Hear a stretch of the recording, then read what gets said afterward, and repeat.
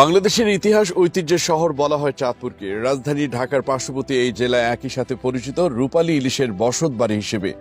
মেঘনা, ডাকাতিয়া এবং ধনাগোদা নামের তিন নদীর মোহনায় ঘন সবুজ এক ভূখণ্ডের নাম চাঁদপুর। স্থানীয়দের পাশাপাশি দেশের বাকি অঞ্চলের অনেক মানুষের কাছেই তাই এই জেলার এক ভিন্ন সৌন্দর্য চোখে পড়ে। জানা যায় 1779 খ্রিস্টাব্দের ব্রিটিশ শাসন আমলের ইংরেজ জরিপকারী মেজর জেমস রেনেল তৎকালীন বাংলার যে মানচিত্র এঁকেছিলেন তাতে চাঁদপুর নামের এক ছোট্ট জনপদের নাম উল্লেখ ছিল। ঐতিহ্যবাহী এই চাঁদপুর তাই শত বছর আগে থেকে গুরুত্ব বহন করে আসছে। চাঁদপুর শহরের নামকরণে রয়েছে নানা মতভেদ। ইতিহাস বলে 12 ভূঁইয়াদের আমলে চাঁদপুর অঞ্চল বিক্রমপুরের জমিদার চাঁদ রায়ের দখলে ছিল। এই অঞ্চলে তিনি একটি শাসন কেন্দ্র স্থাপন করেছিলেন। ইতিহাসবিদ চাঁদপুরের কৃতি সন্তান জে.এম. সেনগুপ্তের মতে চাঁদ রায়ের নামানুসারে এই অঞ্চলের নামকরণ করা হয়েছে। আবারও কারো কারো মতে কোরালিয়ায় চাঁদ ফকিরের নাম অনুসারে চাঁদপুরের নামকরণ বলে ধারণা করা হয়। 1778 সালে প্রথম চাঁদপুর মহকুমায় সৃষ্টি হয়।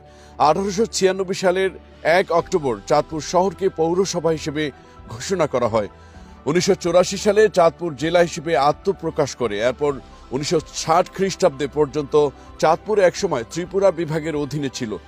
চাঁদপুর মহকুমায় চাঁদপুর, ফরিদগঞ্জ, হাজীগঞ্জ, কচুয়া ও মতলব নামের 5টি থানা ছিল। রূপালী ইলিশের শহর চাঁদপুরের নতুন নাম দ্য সিটি অফ হিলসা, অর্থাৎ ইলিশের বাড়ি চাঁদপুর। চাঁদপুর দেশের প্রথম ব্যান্ডিং জেলা হিসেবে দেশের স্বনাম অর্জন করেছে।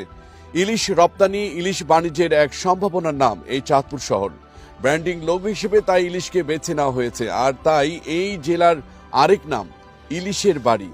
এখানকার ইলিশ মাছের স্বাদ এবং ঘ্রাণকে সেরা বলে দাবি করা হয়। নদী ঘেরা এই জেলায় তাই ইলিশ মাছের বিশাল সব বাজার লক্ষণীয়, যেখান থেকে দৈনিক 2 টনেরও বেশি ইলিশ মাছ ক্রয় বিক্রয়ের কাজ চলমান থাকে। পদ্মা, মেঘনা আর ডাকাতিয়ার মিলন মেলায় চাঁদপুরের সৌন্দর্য প্রতিদিনই আরো বৃদ্ধি পাচ্ছে। এখানকার পর্যটক সম্ভাবনাময় স্থান বড় স্টেশন মোলহেড। প্রতিদিন শত সহস্র ভ্রমণ প্রিয়সী মানুষ মোলহেড মোহনায় অপরূপ সৌন্দর্যে নিজেদের মনকে রাঙিয়ে তোলেন। প্রতি বছর এই চাঁদপুর থেকে গড়ে 30,000 টন ইলিশ পুরো বাংলাদেশের বিভিন্ন বাজারে পাঠানো হয়। বাংলাদেশের অর্থনীতিতে চাঁদপুরের মানুষের অবদানের কমতি নেই। তাই শুধু ইলিশ নয়, কৃষি অর্থনীতিতে এখানকার স্থানীয়দের ভূমিকা অশেষ। শুধুমাত্র এই একই অঞ্চলে দেশের জন্য কয়েক লক্ষ টন চাল উৎপাদিত হয়। সেই সাথে আলু উৎপাদনও দেশের দ্বিতীয় সেরা জেলা হচ্ছে এই চাঁদপুর। জানা যায় এর প্রায় 7,000 হেক্টর জমিতে আলু চাষ করা হয়, যেখান থেকে দেশের জন্য 1,75,00,000 মেট্রিক টনেরও বেশি আলু বাজারে আসে। এছাড়াও ভুট্টা উৎপাদনও এখন এগিয়ে রয়েছে চাঁদপুর। প্রতি বছর এই জেলায় 7,000 মেট্রিক টন ভুট্টা চাষ করা হয়। চাঁদপুর জেলা প্রশাসন চাঁদপুরকে পরিষ্কার পরিচ্ছন্ন শহর হিসেবে ঘোষণা দিয়ে তা বাস্তবায়নে উঠে পড়ে লেগেছেন। ক্লিন চাঁদপুর, গ্রিন চাঁদপুর ব্যানারে স্বেচ্ছাসেবী সংগঠনগুলোকে নিয়ে শহর পরিচ্ছন্নতায় অপরিসীম ভূমিকা পালন করে যাচ্ছেন।